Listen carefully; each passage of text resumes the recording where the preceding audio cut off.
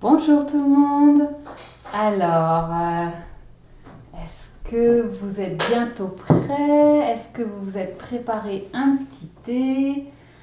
Nous, on va commencer d'ici 7 minutes.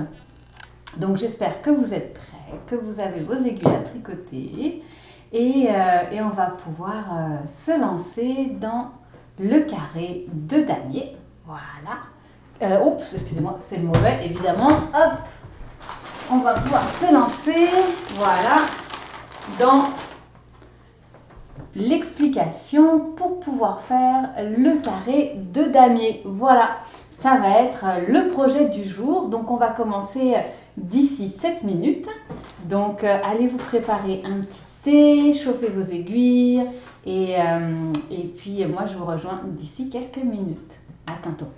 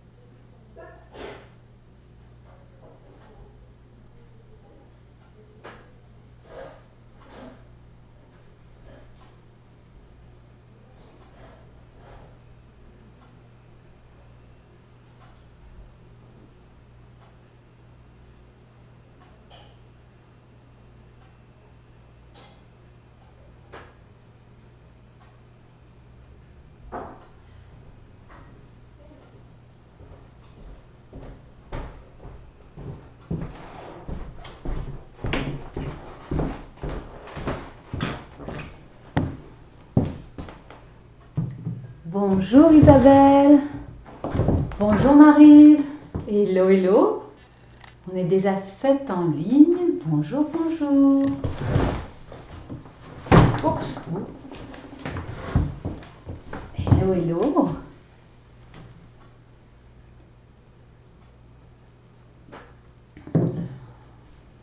Alors j'espère que vous avez préparé vos aiguilles. J'ai vu vos carrés, franchement bravo, vous suivez bien, c'est chouette, c'est toujours assez intéressant de découvrir une nouvelle façon d'enseigner. Et au début, j'étais là, ouf, est-ce qu'elles vont pouvoir voir sans que je sois là en live en train de montrer, etc. Puis mon Dieu, qu'est-ce que vous suivez bien. Je suis épatée de voir tous les carrés finis, c'est vraiment cool. Non, c'est une belle expérience en fait, ces cours en ligne. C'est vraiment une très belle expérience. Et puis en plus, ça touche beaucoup de monde. On est une centaine maintenant dans le groupe. C'est vraiment une très très belle expérience. C'est un beau groupe. Bonjour Margot, bonjour du Québec. De la ville de Québec, Margot?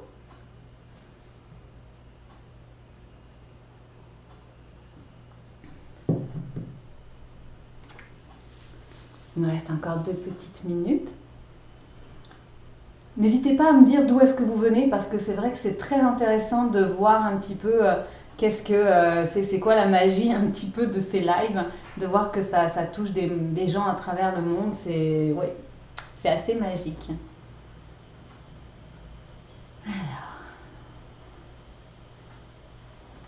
Non, Val d'Or, ok. Val d'Or, ok. J'ai encore jamais été à Val d'Or.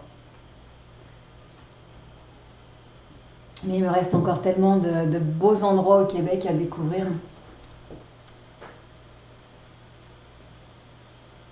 Ok.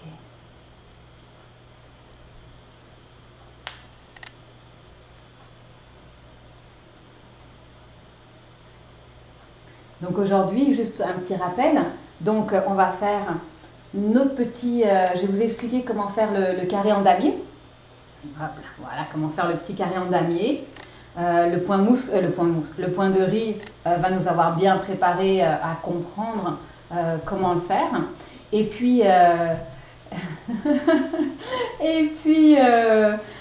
et puis, on va travailler avec une charte aujourd'hui. Donc, j'ai déjà mis le carré numéro 4 en ligne sur notre groupe.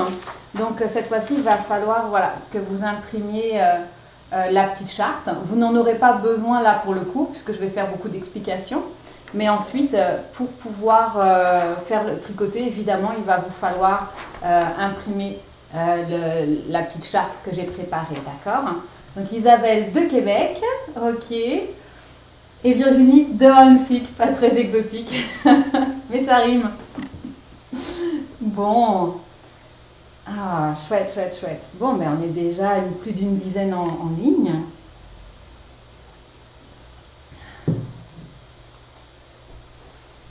Alors j'ai vu qu'il y en avait qui avaient essayé mon gâteau banane et chocolat. Je suis très contente. J'attends vos recettes d'ailleurs, hein, avec plaisir. On a du temps pour cuisiner, donc ça c'est cool. Donc voilà. Bon, il est 11h11, c'est notre moment à nous. Oups. Donc voilà, on va commencer. Donc ce qui est important, on se rappelle qu'avec le point de riz, ce qu'on a étudié, c'était comment contrarier la maille. Je voyais une maille en droit, je la tricotais à l'envers. Je voyais une maille à l'envers, je la tricotais à l'endroit.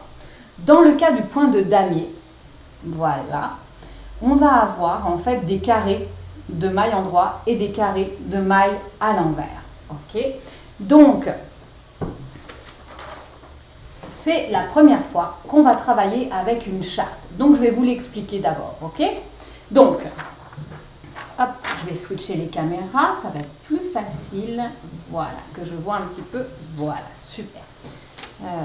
Attendez que ça soit bien clair. Voilà. Donc, ce qu'on peut voir, attendez, je vais essayer de faire en sorte, voilà. Ce qu'on peut voir, évidemment, vous voyez, on a des petits carrés avec des petits points noirs, et puis on a d'autres carrés qui sont blancs. En bas, on a des légendes. Donc, les petits carrés blancs, je vous les ai aussi traduits dans le document, dans le carré, d'accord? Les petits carrés blancs, qu'est-ce qu'ils signifient? Alors, il signifie qu'on va tricoter en jersey. Donc, si vous vous rappelez, le jersey, c'était que quand on est sur l'endroit du travail, on fait des mailles à l'endroit. Et quand on est sur l'envers du travail, on fait des mailles à l'envers. Donc, ça veut dire quoi?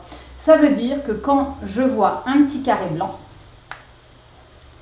et que je suis sur l'endroit, je vais le tricoter à l'endroit. Quand je vois un petit carré blanc sur les rangs envers, ça veut dire que je vais faire une maille à l'envers. Ok, donc ça c'est assez simple. Maintenant, les carrés avec les points noirs, c'est simple aussi. C'est simplement qu'on appelle ça le jersey envers. On va inverser le jersey. Donc, quand je suis sur l'endroit, je vais tricoter une maille à l'envers. Et quand je suis sur l'envers de mon travail, je vais tricoter une maille à l'endroit. D'accord? Donc, on inverse. Donc, on va dire on peut dire que le petit carré noir, en fait, le petit carré avec le point noir, c'est une valeur négative du jersey. D'accord? Ensuite, comment est-ce qu'on lit une charte? Alors ça, c'est très important. Une charte, quand on tricote à plat, ça, c'est tricoté à plat, d'accord? C'est pas comme un bonnet qui est tricoté en rond. Donc, quand on tricote à plat, on va toujours tricoter de droite à gauche, puis ensuite de gauche, tricoter. On va toujours lire notre charte de droite à gauche et de gauche à droite. Ça veut dire quoi? Ça veut dire, par exemple, mon rang 1, d'accord, c'est un rang en droit. Donc, tous les rangs impairs, ça sera toujours des rangs en droit. Mon rang 1, je vais le lire de droite, voilà, de droite à gauche. Donc, je vais commencer, voilà, je vais le lire comme ça. Mon rang 2, Et vous allez voir qu'il y a un petit, je vais voir si je peux rapprocher, oui. Vous voyez, le rang 2, le petit chiffre 2 est mis à gauche de la colonne, c'est pour montrer le sens de la lecture. Donc je vais commencer à gauche et je vais le lire de gauche à droite. Le rang 3, on voit le petit 3 est ici, ok? Donc il est à droite du travail, ça veut dire que je vais lire ma grille de droite à gauche, ok? Donc, si au début vous avez un petit peu de problème, par exemple, à identifier votre endroit et votre envers parce que vous avez posé votre tricot puis vous avez oublié où est-ce que vous en étiez, je vous conseille dans ces cas-là de prendre par exemple un petit anneau repère ou une épingle de sûreté, même une boucle d'oreille, et vous allez la mettre du côté endroit, d'accord? Ça va vous permettre de vous rappeler où vous en êtes. Je vous conseille aussi, vous pouvez aussi barrer au fur et à mesure, au crayon à papier, au fur et à mesure que vous faites vos rangs pour savoir où est-ce que vous en êtes rendu, ok? Est-ce que ça c'est clair pour le moment? Bon, je sais que ça arrive toujours un petit peu plus tard les réponses, mais je vais penser que c'est clair pour le moment, d'accord? N'oubliez pas, de toute façon, dans le petit texte, je vous ai expliqué les symboles, d'accord? Donc, je vais prendre mon tricot, voilà, et je vais faire comme si je faisais le rang 1. Alors, vous verrez que je vous ai mis la totalité des colonnes sur la charte, c'est-à-dire qu'on va monter 38 mailles et il y a donc 38 colonnes. Les 3 premières mailles et les 3 dernières mailles, c'est toujours notre bordure en point mousse. Donc, vous pouvez lire, si vous voulez, les 3 premières et les 3 dernières, elles sont chartées, d'accord ? Mais à la base, ça sera toujours du point mousse, d'accord? Donc vous pouvez vous éviter, si vous voulez, d'avoir à lire les 3 premières et les 3 dernières mailles, mais c'est charté, d'accord? Donc moi, je ne vais pas faire de point mousse, je vais directement vous montrer comment je fais le point de damier, d'accord? Donc le point de damier, j'ai 4 rangs de jersey et au-dessus, je vais avoir 4 rangs de jersey envers. Donc on commence très simplement, hop là, je vais commencer, je fais 4 mailles à l'endroit, voilà, 4 mailles à l'endroit. Donc c'est des carrés de 4, 4, donc 4 à l'endroit. Ensuite, vous vous rappelez, quand je fais des mailles à l'envers, mon fil repasse devant, je pense que vous l'avez bien pratiqué avec le point de riz, et je vais faire 4 mailles à l'envers. 1, 2, 3, 4, voilà. Et je termine par 4 mailles à l'endroit. Dans mon exemple, j'en ai que 3, mais c'est pas grave, on va faire comme ci, d'accord? Voilà, je retourne mon travail. Je vais tricoter les mailles comme elles se présentent. Donc là, on se rappelle bien, nos petites mailles à l'envers, c'est nos petites boules. Donc je vais tricoter, hop, 4 mailles à l'envers.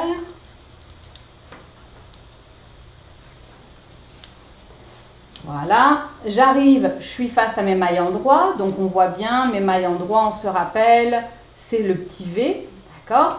Donc je vais faire 4 mailles à l'endroit, je tricote les mailles vraiment comme elles se présentent. 2, 3, 4, voilà, et je termine, j'ai 4 mailles à l'envers, 1, 2, 3, 4, voilà. Donc là, c'est les 2 premiers rangs de mon point de damier. On peut déjà le voir qui s'esquisse, vous voyez, les 4 premières mailles à l'endroit, les 4 mailles suivantes à l'envers et à l'endroit. Ok, donc le point de damier, c'est un point qui va se faire comme des carrés. Donc je vais avoir 4 rangs à chaque fois de points. Donc 4 rangs de points de jersey, 4 rangs où les mailles se tricotent comme elles se présentent et 4 rangs où les mailles se contrarient. Donc là, je tricote les mailles comme elles se présentent, c'est à l'envers, je tricote à l'envers. Donc ça va être sur 4 rangs que je tricote vraiment les mailles comme elles se présentent. Voilà, hop. Voilà. Là, je suis sur mon envers, je vois des mailles envers, je les tricote à l'envers.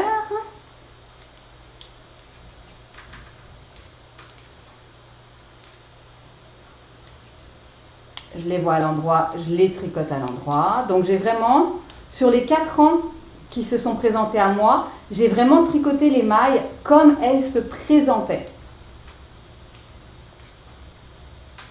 Voilà, ok. Donc là j'ai fini mes 4 rangs. Et on peut voir, vous voyez, j'ai un carré de maille endroit, j'ai un carré de maille envers et j'ai encore un carré de maille endroit. J'ai fait mes 4 rangs. Maintenant, qu'est-ce qui va se passer? Je vais installer un carré différent au-dessus, donc je vais contrarier les mailles, ok? Donc là, j'ai des mailles endroit. Je vais faire, hop, 4 mailles envers au-dessus. 2, 3, 4. Voilà. Vous voyez, j'ai fait mes mailles envers au-dessus de mon petit carré de mailles endroit. Là, j'ai des mailles envers, donc je vais les contrarier. Je vais faire 4 mailles à l'endroit. 1, 2, 3, 4. Voilà. Donc, on voit bien mes petites mailles endroit là qui se sont installées. Puis là, j'ai mes mailles endroit et je vais les tricoter donc à l'envers. Voilà. Donc, j'ai contrarié. Et maintenant, il me reste 3 rangs à tricoter les mailles comme elles se présentent. Voilà, on y va. 1, 2, 1, hop.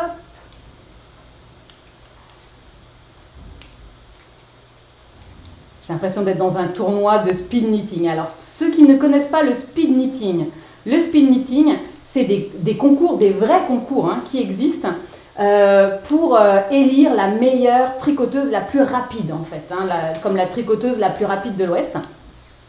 Donc il y a un podium, vous avez 10 tricoteuses, elles ont chacune les aiguilles avec le même nombre de mailles et ils regardent le nombre de rangs qui est fait en un temps record. Et je pense que la dernière que j'avais vue, elle venait d'Amsterdam, une tricoteuse super rapide. Une fois j'ai fait le concours, j'ai pas gagné, mais c'était très amusant à faire. Donc vous êtes minuté, vous avez genre 5 minutes et il faut faire un maximum de rangs en 5 minutes. C'était très amusant à faire, vraiment. Et vous aviez des professionnels, c'est à peine si on pouvait voir les aiguilles qui bougeaient, tellement c'était des machines. Voilà, donc je vais avoir terminé les 4 autres rangs. On va regarder. Donc, ce qui est chouette dans un diagramme, c'est que normalement, ce que vous voyez sur le diagramme, vous allez le voir sur votre tricot. Voilà, donc j'ai terminé. Donc, j'ai terminé. Donc, regardez. Vous voyez? Voilà, donc, un carré de maille endroit, un carré de maille envers, un carré de maille endroit. Au-dessus, un carré de maille envers, un carré de maille endroit, un carré de maille envers. Donc, c'est vraiment tous les 4 ans, on va changer comment on va tricoter les mailles. On va venir les contrarier à ce moment-là. Donc, ce qu'on peut voir, c'est un carré de jersey endroit, un carré de jersey envers. C'est pas du point mousse. Vous vous rappelez le point mousse, je tricotais tout le temps les mailles à l'endroit. Non, là, c'est vraiment tout le temps des mailles à l'envers qui se présentent. Et un autre carré d'endroit, un carré envers, un carré endroit, un carré envers. Donc, c'est ce qui va donner ce petit relief. Évidemment, c'est un point qui est complètement réversible. Donc, c'est un point que les gens aiment bien, notamment pour les écharpes, même les écharpes d'hommes, parce qu'il y a un petit côté bien géométrique, assez masculin. Donc, ça fait des très belles écharpes. On n'est pas obligé de faire des carrés de 4 mailles sur 4 rangs. Ça peut être des carrés de 8 mailles sur un peu plus de rangs du moment que vous avez un aspect carré. Mais ça rend vraiment très bien. Donc, je reviens à ma lecture de charte. Donc, les 3 premières et les 3 dernières mailles, on n'oublie pas, c'est toujours du point mousse. Mais on la lit toujours donc de droite à gauche sur l'endroit, de gauche à droite sur l'envers. Tous les rangs impairs, c'est des rangs endroits. Et vous avez toujours le chiffre qui vous indique le sens de la lecture. Donc, quand je suis à droite, quand je suis en rang endroit, les chiffres sont toujours à droite pour vous dire on le lit de droite à gauche. Et quand je suis sur l'envers c'est toujours des rangs pairs. Il commence à gauche et ça veut dire qu'il faut lire la charte de gauche à droite. Les petits carrés blancs, c'est du jersey. Les petits carrés blancs, c'est du jersey, donc ça veut dire que sur l'endroit, on tricote à l'endroit, sur l'envers, on tricote à l'envers. Et les petits carrés avec les points, c'est du jersey envers, donc c'est la valeur négative du jersey. Sur l'endroit du travail, on le tricote à l'envers. Et sur l'envers du travail, on le tricote à l'endroit. Alors Martine, j'ai manqué le début, Babiouche, voilà, je suis en direct. Ne vous inquiétez pas, hein, n'oubliez pas que vous pouvez toujours revisionner la vidéo, elle est sur le groupe, hein, donc vous pouvez toujours aller la revisionner autant de fois dont vous aurez besoin, d'accord? Comment reconnaît-on l'envers de l'endroit du travail? Alors c'est une excellente question Delphine, vraiment. Alors en fait, c'est vous qui le décidez au départ. Mais dans le cas d'un patron, on le décide à votre place. Quand on va faire le carré en damier, d'accord, comme d'habitude, je vous fais commencer avec 3 rangs de points mousse. Okay. Après avoir fait les 3 rangs de points mousse, on prend notre charte. Oups, voilà, on prend notre charte et on commence au rang 1. La charte, vous voyez, je ne vous ai fait que 20 rangs. Mais 20 rangs, ça ne va pas vous faire les 19 cm qu'il vous faut avant de terminer au point mousse, d'accord? Donc moi, ce que je vous conseille, dans mon cas, dans mon carré, j'ai dû faire 2 fois la charte et encore 10 autres rangs à peu près, d'accord? Donc ça, c'est à vous de voir jusqu'où vous allez, puisque c'est toujours les mêmes répétitions. Ce qui va être important, c'est de terminer, évidemment, par 4 rangs. Vous ne coupez pas un carré en deux. Ok, donc voilà, et comme d'habitude, on finira par 3 mailles par 3 rangs de points mousse, 3 rangs à l'endroit. Martine, c'est comme le point de damier, c'est le point de damier, Martine. Et n'oubliez pas que sur le groupe, sur notre groupe, vous avez déjà le fichier que vous pouvez aller télécharger. Regardez dans le groupe, dans la petite fenêtre à droite sur Facebook. Vous pouvez aller télécharger tous les fichiers, hein. Donc ils sont tous présents du premier jusqu'au 4e. Donc c'est ça pour notre point de damier. Est-ce que j'ai des questions, les amis?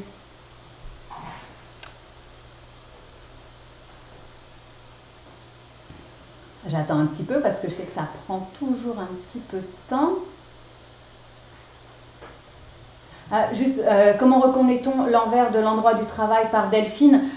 Donc, il t'est imposé quelque part par le patron, mais si tu veux garder un petit peu la trace, tu peux aussi, comme je disais, mettre une épingle de sûreté, une boucle d'oreille, un anneau repère, tu l'attaches sur l'endroit du travail, toujours pour savoir un petit peu où tu en es rendu, hein, ça peut aider.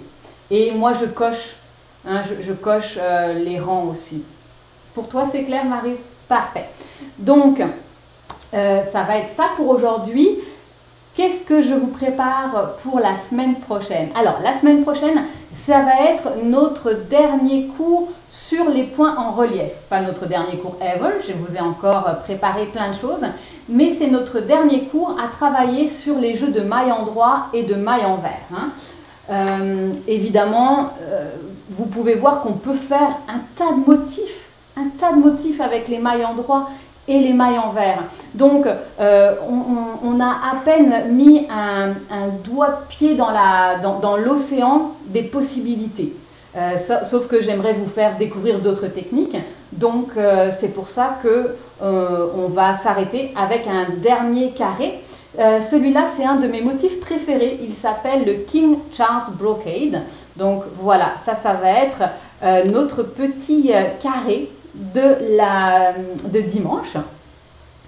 Donc, je te réponds tout à l'heure, Isabelle. Donc ça va être notre petit carré pour dimanche prochain. Donc on se retrouve comme d'habitude dimanche à 11h11. C'est le King Charles Brocade, donc qui est inspiré par un motif qui était sur la veste du roi Charles. Et on va être donc sur un diagramme un petit peu plus complexe qu'un diagramme comme ça, mais ça va être le même principe avec des carrés blancs et puis des carrés avec des points noirs. Donc ça va juste demander une meilleure concentration et ça va nous préparer tranquillement à lire les chartes de dentelle, puisque après le carré du point King Charles, eh bien, nous entamerons mercredi prochain la dentelle. Et oui, je crois en vous, vous pouvez le faire, j'ai aucun doute là-dessus. C'est vraiment important en plus d'aller un petit peu plus loin. Et c'est pour ça qu'on commence avec les chartes, puisque la dentelle va vraiment être complètement chartée, complètement comme ça. Donc, le carré de dimanche prochain, ça sera le magnifique King Charles Brocade. Il donne évidemment des très belles écharpes. Il est super beau en chapeau, en mitaine. Enfin, c'est un point que moi personnellement je trouve extrêmement élégant. Même en pull, il rend très bien. Alors, j'aurais aimé savoir la signification de right side knit and wrong side pearl and yarn over. Ok. Alors, la charte que je vous ai donnée, je travaille avec un logiciel anglais. Donc, il explique les symboles en anglais. Moi, je vous ai expliqué les symboles dans le texte, en français aussi. Mais c'est important de connaître les abréviations en anglais et en français, parce que vous allez voir que le monde anglophone est extrêmement riche en patrons de tricot et vous allez vouloir avec le temps travailler avec les patrons en anglais parce qu'ils sont clairs, ils sont bien faits. Donc, right side, RS, c'est le right side, c'est l'endroit. Knit en anglais, c'est maille endroit. WS, c'est le wrong side, c'est donc l'envers. Et pearl, c'est faire une petite perle, donc c'est faire une maille à l'envers. Ensuite, vous allez voir qu'il y a d'autres symboles qui sont expliqués, 4 autres en dessous des 2 premiers. Ils ne nous concernent pas. Ça fait partie du logiciel. Il met toujours les symboles les plus utilisés juste en dessous. Donc, vous n'en prenez pas compte. On en prendra compte quand on fera de la dentelle. Mais n'oubliez pas, je fais toujours une traduction en français là-dessus. Toujours. Parce que je sais qu'au début, c'est un petit peu difficile. Isabelle me demande, comment fait-on pour savoir si notre tension est bonne? Alors, c'est une très bonne question, Isabelle. On sait que notre tension est bonne quand ton tricot est régulier, évidemment. Hein. Quand ton carré, il ne part pas comme ça, qu'il ne part pas comme ça, on sait que notre tension est bonne quand nos mailles sont vraiment extrêmement régulières. Alors, au début, ça peut être difficile à avoir une tension régulière parce que vous êtes débutant, parce qu'on commence, mais ça va s'installer. C'est dans la répétition que vous allez devenir de plus en plus automatique et dans cet automatisme, vous allez avoir une grande régularité. Je n'insisterai jamais assez sur l'importance. Attendez, je vais switcher mes caméras là, je me vois en tout petit. Voilà, je n'insisterai jamais assez sur l'importance de bien tenir ses aiguilles et de bien placer son fil. Donc si ça c'est pas encore bien installé, retournez à la vidéo numéro 1 où j'explique vraiment comment bien placer ses aiguilles, comment installer son fil sur le 3e doigt, c'est important. Ensuite, votre tension, elle va aussi être influencée par la grosseur de la laine et la grosseur des aiguilles. Il faut être sûr que vous avez la laine qui correspond avec la grosseur d'aiguille parce que si vous avez pris une aiguille qui traînait avec une pelote de laine, mais qu'elle ne concorde pas ensemble, vous avez une grosse laine et une petite aiguille, ou une laine fine et une grosse aiguille, c'est évident que la tension, si vous voulez, ne va pas être régulière. Ça va être trop lâche ou au contraire, ça va être extrêmement serré. Donc, il y a plusieurs types de grosseur de laine. On s'en parlera d'ailleurs, hein, on va rentrer un peu dans des théories. Il y a plusieurs types de grosseur de laine et il y a énormément de types d'aiguilles. Hein. Ça commence au 1 mm et ça va jusqu'au 25 mm en passant par des 0,25 entre. Donc, je peux vous dire, moi à la boutique, j'ai un mur rempli d'aiguilles. Il y a une bonne raison. Donc, c'est ça. Notre concours, qui c'est qui a gagné donc aujourd'hui, la personne qui a gagné en me montrant son très beau carré au point de riz, c'est Caroline Gagné. Caroline Gagné, c'est toi qui as gagné. Et puis, qu'est-ce que tu as gagné? Je les ai mis. Voilà. Caroline, je te fais gagner aujourd'hui un set d'aiguilles à torsade parce que les torsades, eh bien, on va les voir aussi. Hein. Après la dentelle, on va s'attaquer aux torsades. Ça fait toujours peur et pourtant, c'est une technique qui est extrêmement facile. Donc, Caroline, tu as gagné ce petit set d'aiguilles à torsade. Donc, je vais te demander, s'il te plaît, d'écrire à la Maison Tricotée ou sur notre Facebook, en fait, le plus simple. envoie-nous sur le Facebook ton adresse, qu'on puisse t'envoyer ce petit set d'aiguilles à torsade. Et puis, si vous vous demandez, est-ce que je vais en avoir besoin pour les carrés futurs? Oui, vous allez avoir besoin d'aiguilles à torsade si vous n'en avez pas. Mais nous allons d'abord avoir 1 à 2 semaines avec la dentelle. Donc, prévoyez quand même d'avoir dans 1 à 2 semaines des aiguilles à torsade. Voilà, vous pouvez en trouver évidemment sur notre site en sachant que la livraison est gratuite et que j'ai embauché mon fils pour faire la livraison en vélo sur Montréal. Voilà, je vous embrasse, je vous souhaite une excellente journée et peut-être que je vous retrouve cet après-midi. Cet après-midi, je donne une conférence sur le tricot suédois, le tricot Bauhaus. Donc, mon fils m'a dessiné une très très belle carte de la Suède.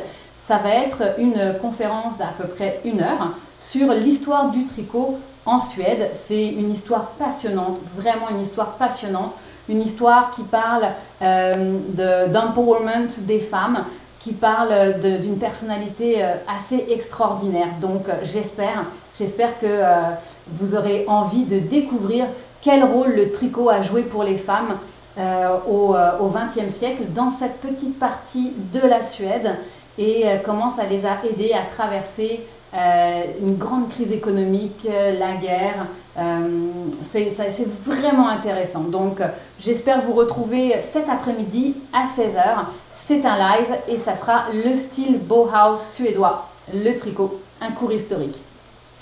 Je vous embrasse, merci de faire partie du groupe, c'est un bonheur, vraiment c'est un bonheur de pouvoir vous rejoindre, de voir ce groupe qui est en train de se souder aussi et on se parle très bientôt.